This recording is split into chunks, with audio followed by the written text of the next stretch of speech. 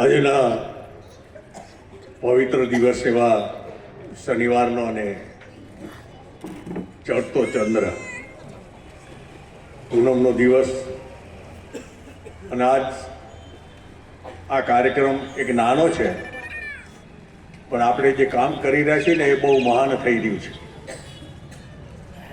એનો ઉલ્લેખ એટલા માટે બંને ટ્રસ્ટીઓ અને વિનોદભાઈ ઉલ્લેખ કર્યો. આ રામનું મંદિર એ આપણા એક આસ્થાનું મંદિર છે અને આજ દેશ વિદેશોમાં આપણો સમગ્ર પરિવાર માત્ર 24 અને તે સિવાય હિન્દુ પ્રજા આની અંદર લાભ અને ભાગ પોતાનો આપી રહ્યા છે. ત્યારે આપણે કોઈને ઓળખતા ના એવી વ્યક્તિઓ પણ અહીંયા મંદિરને ઓફિસે આવીને એ દાન દઈ જતા હોય અને એ રામના નામે એ કાર્યને આપણે આગળ વધારી રહ્યા છીએ. 25 કરોડનો ટાર્ગેટ છે, તમે જાણો છો બધા. અને એવી વ્યક્તિઓને અમે સલાહ લઈ રહ્યા છીએ કે આ દિવ્ય મંદિર અને ભવ્ય મંદિર જ્યારે આ પ્રાણ પ્રતિષ્ઠા સુધી આપણે લઈ જવું છે અને સમય અનુસાર એ કાર્યને આપણે પહોંચાડવું છે. પણ એ ભગવાનની ઝોલી ભરેલી હશે તો જ આ કાર્યને આપણે આ ટ્રસ્ટી હોય કે આપણે સૌ જવાબદાર માણસો એની અંદર એને પૂરતી હૂંફ મળતી હોય. આજ આપણે જોઈ છીએ, હું મંદિરનો ઉલ્લેખ એટલા માટે કે આ મંદિર અગાઉ આપણે જાણ્યું છે એ મુજબ અહીંયા તીર્થ ભૂમિ થવાની છે. એનો કોણ અહીંયા ઓપનિંગને ટાઈમે હશે, ઉદ્ઘાટન કોણ કરશે, આવતી દિવાળી સુધી એની તારીખો પડી જશે. આ તો તમને ખાલી યાદ કરી છે, પણ અમે તો પ્રાણ પ્રતિષ્ઠાની તારીખ સુધીની વિચારધારા, કેમ કે ઈશ્વરને બેસાડવા છે, આ સામાન્ય કાર્ય નથી. અને જે એના પથ્થરોનો ઘાટ ઘડાઈ રહ્યો છે, હજી તો 2 જ ગાડી ખાલી અહીંયા આવી છે અને અહીંથી રાજસ્થાનથી પથ્થર જઈ રહ્યો છે. 1000 ટન અહીંયાથી પથ્થર, કચ્છનો ખાવડાનો પથ્થર 1000 ટન ત્યાં જશે અને ચાલુ છે અત્યારે. તમે દેખી નહીં એનો અહીંયા આવશે ત્યારે ખબર પડશે. એને મોટા મોટા ક્રીનોથી ચડશે. આ પૂર્વ તૈયારી છે, તમને ખાલી ઉલ્લેખ કરી છે. અમારી જવાબદારી નાતે સમય અનુસાર તમને આ મંદિરની કાર્ય પદ્ધતિ, પૈસો કોનો આપી જેને આપી છે એનો, પણ આપણે જેને આપ્યો છે ઈશ્વરે આપેલો છે આ પૈસાને, એને પવિત્ર જગ્યા વાપરવું જોઈએ.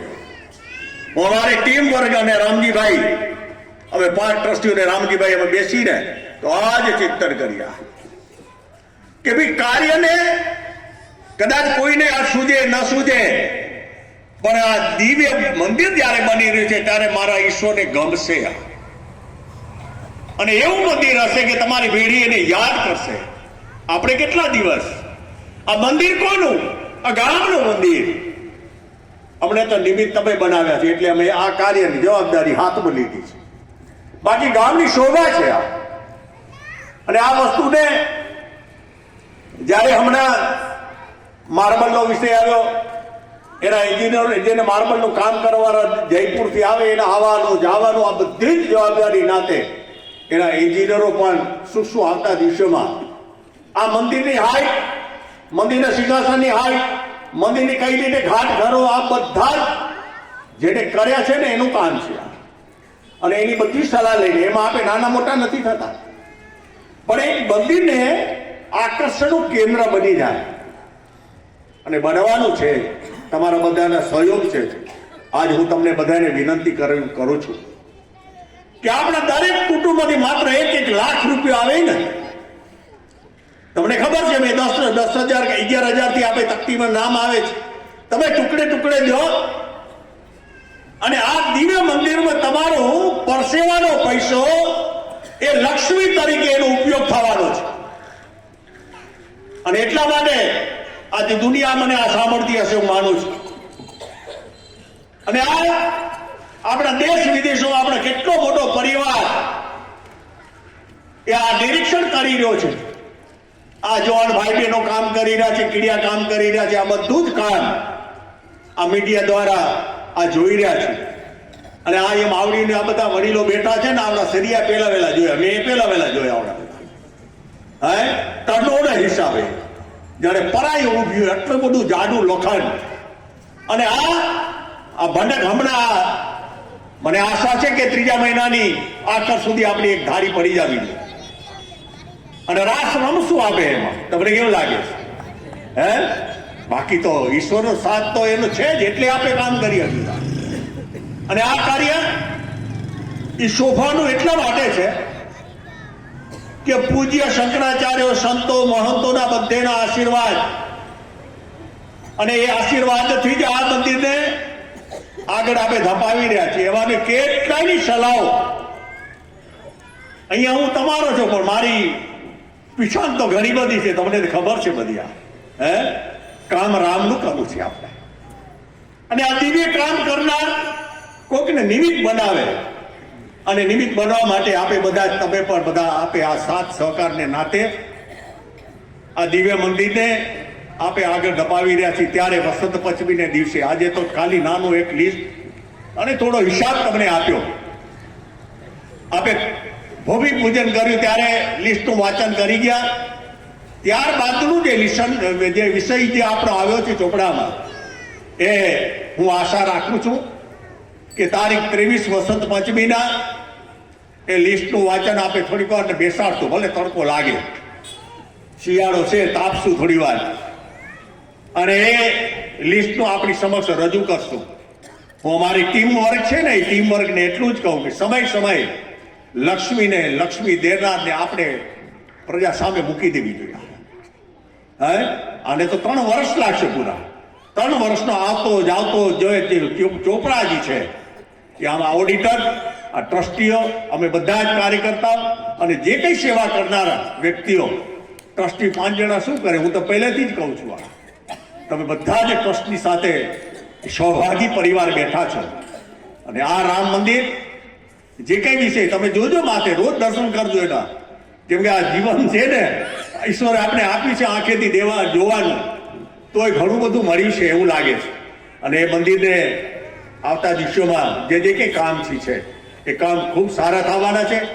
ફરીથી કહું કે દેશ વિદેશોમાં બેઠેલો પરિવાર, આ કચ્છની અંદર દરેક વ્યક્તિ, એ વ્યક્તિ રામને નામે આપણો ફૂલની પાંખડીનો આપણે અહીંયા દાન મળે, અને આ દિવ્ય મંદિરમાં આપણા લક્ષ્મીનો સદુપયોગ થાય, એ જવાબદારીને નાતે આ મંદિરને આપણે દિવ્ય મંદિર તરફ આપણે જઈ રહ્યા છીએ કામને.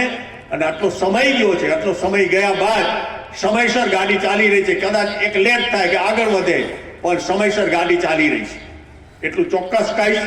અને આ કાર્યને આપણે બાકીનો જે વિષય છે એ તમે સમય અનુસાર તમે જોતા જશો.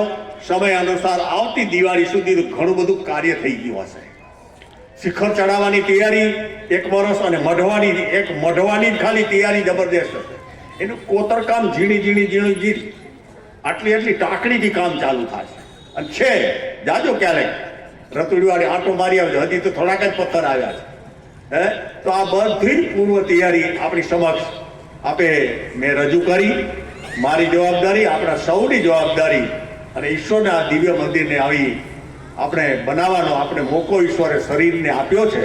તો આપણા હાથેથી ફૂલની પાંખડીથી આપણે આવતા દિવસોમાં આ એ સમયને આપણે રાહ જોઈએ. આ બેનર ચડ્યું છે, QR કોડ હમણાં થોડા દિવસમાં હવે આવી જશે. તમે વિષય એટલા માટે તમારા ભૂલકાઓને કાંઈ બી હોય તો તમારા દિવસોના જે સમય હોય, આપણો સારા પ્રસંગ હોય, આપણા લગ્ન તિથિ હોય, જન્મતિથિ હોય, બાળકને સ્કૂલે મૂકવાનું હોય, કાંઈ બી હોય, તો પણ આપણે આ સંસ્થાને આપણે સહભાગી થઈએ. એટલો જ વિષય સાથે આપણે વડીલો પાર્જિત આપણે મિલકત આપણે બધી મળી છે, ભૂમિદાન મળ્યા છે. ભૂમિદાતાઓને ધન્યવાદ દઈ અને હજી પણ જે લક્ષ્મીદાતાઓને ધન્યવાદ દેવા સાથે મારા વિચારોને અહીંયા વિરામ દઉં. આપણો પાછો કાર્યક્રમ જ્યારે હશે ત્યારે નાનો પણ આ ગામને મીડિયા દ્વારા આપણે પહોંચી શકીએ એટલા માટે ભલે અત્યારે 200-300 માણસો આપણે બેઠા છીએ પણ આ મીડિયા દુનિયામાં પહોંચી જશે કેમ કે લાલજીભાઈનું કામ જ એ છે. એટલે આ મીડિયા દ્વારા આ બધા રામ મંદિરની પ્રાણ પ્રતિષ્ઠા સુધી કઈ રીતે શું થશે એ સમય અનુસાર આપણે બધાને યાદ કરશું. જય સિયારામ. જય સિયારામ.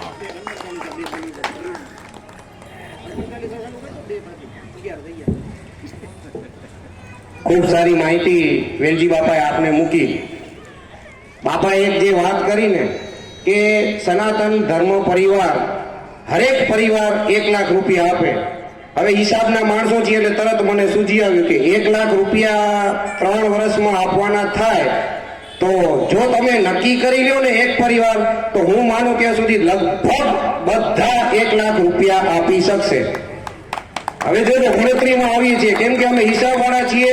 ટીપે ટીપે કેમ સરોવર ભરાશે. લાખ રૂપિયા આપવાના છે 3 વર્ષ છે. મહિનો 1 મહિનાના 30 દિવસ રોજના આપણને ખાલી 100 રૂપિયા નક્કી કરી લો કે એક ઘરમાંથી આપણે 100 રૂપિયા રોજના. આપણે જૂનવાણી હતા મને યાદ છે ઓલા ભંભૂટિયા ને એવું બધું રાખતા એની અંદર તમારે 100 રૂપિયા આના માટે રોજના મૂકી દેવાના આખા ઘરમાંથી. હવે આખા ઘરમાંથી તમે 100 રૂપિયા એક દિવસના તમને મૂકવાના. 1 મહિનાના 30 દિવસ 3000 રૂપિયા તમારા એની અંદર એક પરિવારના જમા થઈ ગયા. 12 મહિનાના 36,000, 3 વર્ષના 1,06,000. દરેક પરિવાર આ સનાતનના જે રઘુનાથ મંદિરનું કાર્ય છે ને એની અંદર બધા પોતાનો સહયોગ લાખ રૂપિયા પ્રમાણે આપી શકે. માની લ્યો કે કોઈકને વધુ આપવું છે તો તમે એના પ્રમાણે વધારતા જાઓ. તમને એમ લાગે કે આપણી પરિસ્થિતિને અનુકૂળ નથી, રકમ ઘટાડી નાખો. 100 ની જગ્યાએ 50 રૂપિયા કરો. આજે એક ઘરની અંદર ઓછામાં ઓછા 4 વ્યક્તિઓ તો હશે. 4 વ્યક્તિને રોજના 50 રૂપિયા જ ખાલી આના પેટે નક્કી કરીને કાઢી રાખવાના છે. એવા તો ચાય પાણીમાં ને કઈક જગ્યાએ લગભગ આપણે 50 રૂપિયા રોજના વાપરી નાખતા હશે. એટલે ટૂંકમાં કહેવાનું એ છે કે આપણે દાતાઓ દાન આપવા માટે હર હંમેશ તૈયાર જ હોય છે. મોટી રકમ જે લોકોને ભગવાને સુખ સંપત્તિ ધન આપ્યું છે એ મોટી રકમમાં દાન કરે છે. નાની રકમ નાના પરિવારો છે એ પણ આની અંદર જોડાય એવી આપણા સંસ્થાના સૌ ટ્રસ્ટીઓની ઈચ્છા છે કે આ મંદિરની અંદર માની લો કે લાખ રૂપિયા સુધી નથી જતા તો તમે નીચે આવીને 11,000 લખાવશો ને તો એ તકતીની અંદર તમારું નામ આવશે. આવતા કેટલા વર્ષો સુધી આપણી આવનારી પેઢી આપણા ઘર પરિવારનું નામ આ તકતીની અંદર જોશે ત્યારે એને એમ થશે કે મારા વડીલો આ મંદિરની અંદર કાંઈક ને કાંઈક સહયોગ આપી ગયા છે. એટલે કે કહેવાનો મિનિંગ એ છે ધર્મને સાથે રાખી આપણી આ ધર્મની જે ધજા છે ને એને આમ ને આમ અવિરત આ લોકો જશે પછી બીજા આવશે ઈ જશે પાછળ ત્રીજા આવશે. આ જે સંપ્રદાયને લઈને ચાલવાનું છે એ પરંપરાગત રીતે અવિરત ચાલુ રહે એ જ આપણે આ સંસ્થાના સૌ વડીલો માર્ગદર્શકો ટ્રસ્ટીઓ ઈચ્છી રહ્યા છે. મેં મારી રીતે તમને થોડુંક જણાવ્યું.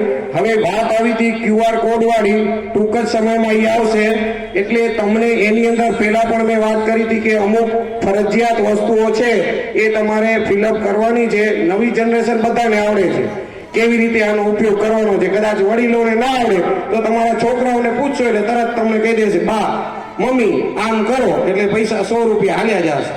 એટલે એનો પણ આપણે ભરપૂર ઉપયોગ કરશું. વધુ કાંઈ ન કહેતા આરતીનો સમય થઈ ગયો છે તો